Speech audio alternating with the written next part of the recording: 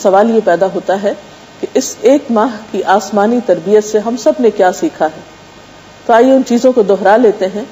روزہ رکھنا، فجر سے پہلے اٹھنے کی عادت، کھانے میں ڈسپلن اور اعتدال، غیبت، چغلی، بددیانتی اور ایذا رسانی سے شعوری طور پر بچنے کی کوشش، ذکر کی عادت، بھوکوں کا احساس، ہمدردی اور خیرخواہی، صبر اور شکر، تقوی، وقت کی پابندی، ضبط نفس، تزکیہ نفس، نیکیوں میں سبقت.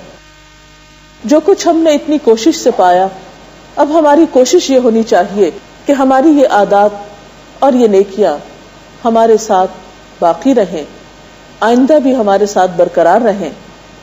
کیونکہ آپ صلی اللہ علیہ وسلم نے فرمایا، اے عبداللہ تم فلاں شخص کی طرح نہ ہو جانا کہ وہ رات کو قیام کرتا تھا پھر اس نے رات کی عبادت کو چھوڑ دیا. ایک اور جگہ پر آپ صلی اللہ علیہ وسلم سے پوچھا گیا کون سا عمل اللہ تعالیٰ کو بہت پسند ہے؟ فرمایا جو ہمیشہ کیا جائے خواہ وہ تھوڑا ہی کیوں نہ ہو. عید کے گزرنے کے بعد پھر ہمیں کیا کرنا ہے؟ کیا ہم دوبارہ اسی راستے پر آ جائیں جس پر رمضان سے پہلے تھے؟ کیا سب کچھ وہی شروع کر دیں جو رمضان سے پہلے کرتے تھے؟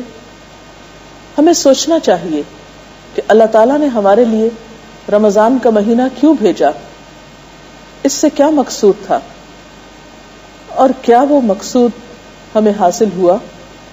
یعنی رمضان میں یہ احساس جاگزیں ہو جانا چاہیے ہم سب کے اندر کہ عید کی خوشیوں میں بھی یہ نہ بھولیں کہ جس طرح رمضان کا مہینہ ختم ہو گیا اسی طرح ہماری زندگی بھی ایک دن اپنے اختتام کو پہنچے گی.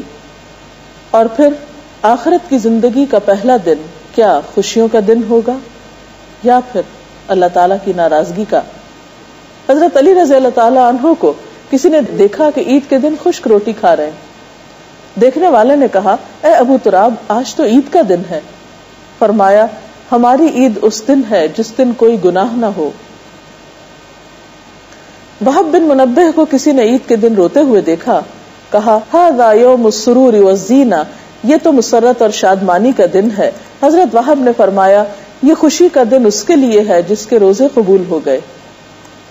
تو اس لیے رمضان کے اختتام پر ہمیں فکر اس بات کی ہونی چاہیے کہ ہماری وہ نیکی قبول ہو جائے، اللہ تعالیٰ کو پسند آ جائے جس کی خاطر ہم نے سب کچھ کیا.